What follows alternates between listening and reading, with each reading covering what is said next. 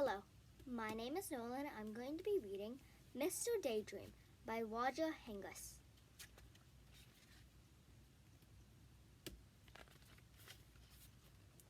This story is about Mr. Daydream. You know what he looks like, don't you? Because you've seen his picture on the front of this book. This is also a story about a little boy named Jack. And if you don't know him, here's what he looks like. So here's a picture of him. Now Jack was a very little good boy. He always ate all of his lunch. He always went to bed when he was told. He always said please and thank you.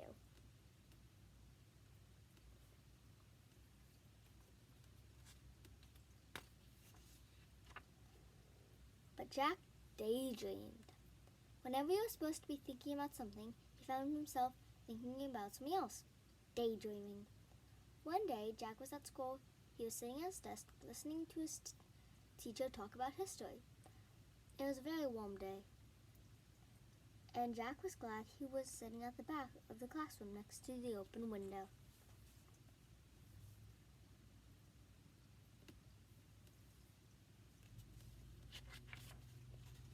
Suddenly, out of the corner of his eye, Mr. Jack saw something outside the window on the glass in front of the school. Something blue. It was a small, cloud-shaped figure. Jack couldn't believe his eyes. The figure looked at Jack, smiled, and waved. Jack looked at his teacher, who was still talking. He got up ever so quietly and slipped out of the open window.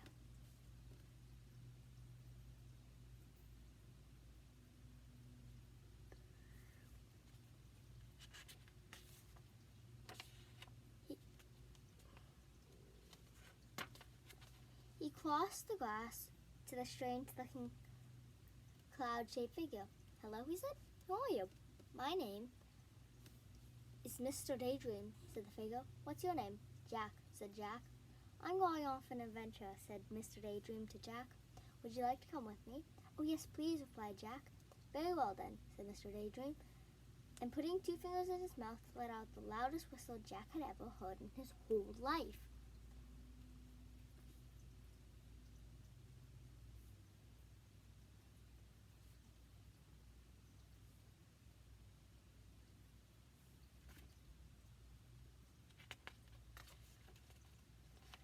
A huge bird swooped down out of the sky and landed beside Jack and Mr. Daydream. "Climb on," said Mr. Daydream to Jack, and climbed on the bird's back. Jack climbed on too. It was really an enormous bird, and there was plenty of room for both of them. "Hold on," said Mr. Daydream, and Jack held on tight.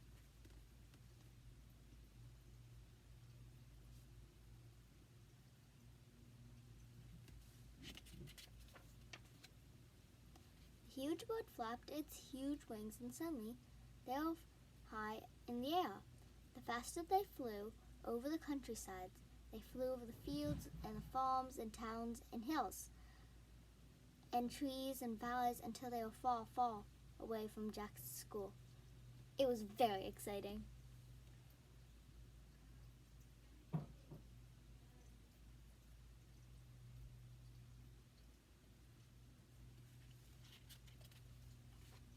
Mr. Daydream turned to Jack. "How would you like to go to Africa?" he shouted. They were traveling so fast, Jack just nodded his head and held on even tighter. And they flew across the seas. Suddenly, it seemed in no time at all, there below was Africa. The bird landed in the jungle clearing, and Jack and Mr. Daydream climbed off the bird's back. It was very hot.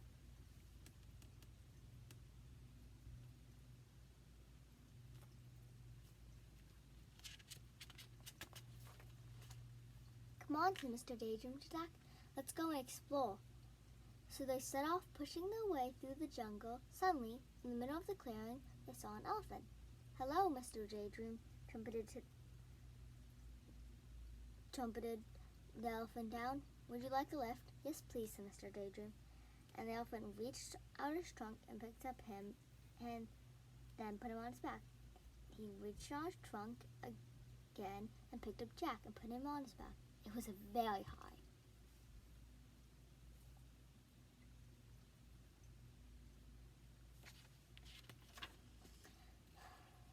elephant carried them through the jungle until they came to a river.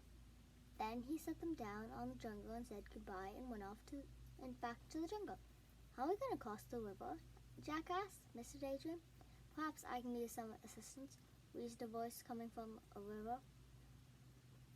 They looked, and there was a crocodile.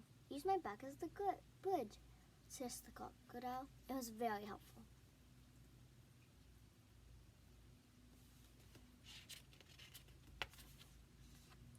They were halfway across the river on the crocodile's back when the crocodile grinned rather nicely, all teeth and no smile. Then, flicking his enormous tail and shooting Jack and Mr. Daydream up into the air, the crocodile opened his horribly large mouth and waited. It was very frightening.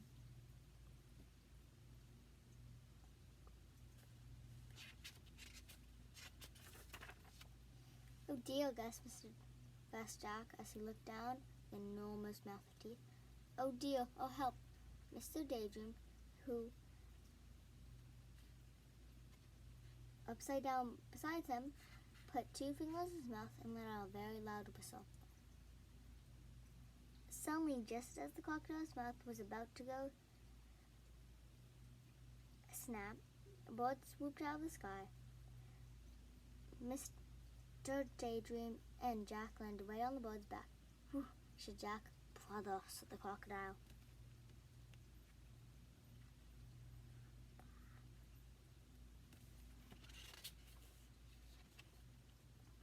Well, I promised you an adventure, didn't I, agreed Mr. Daydream?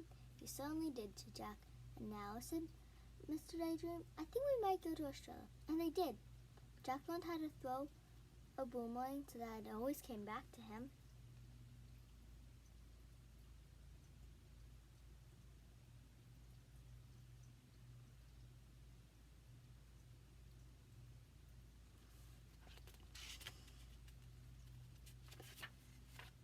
And now, said Mr. Daydream, I think we should go to the North Pole. And they did. Mr. Daydream fell into a snowdrift that went right up to his middle.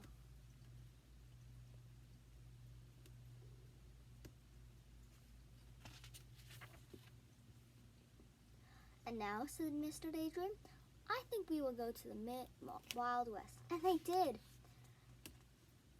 Mr. Daydream found a huge 10-gallon cowboy hat. Problem was, when you put it on, you couldn't see out of it. Jack called from underneath the hat. Jack?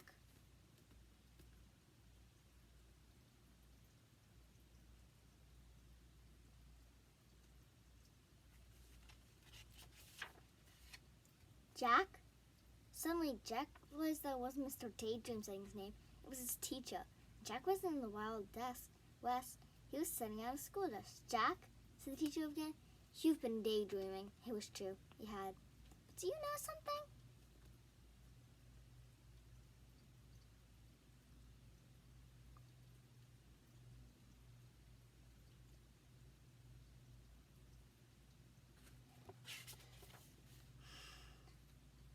Daydreaming is more fun than history. I hope you enjoyed Mr. Daydream. Have a good day. Stay safe. Stay healthy.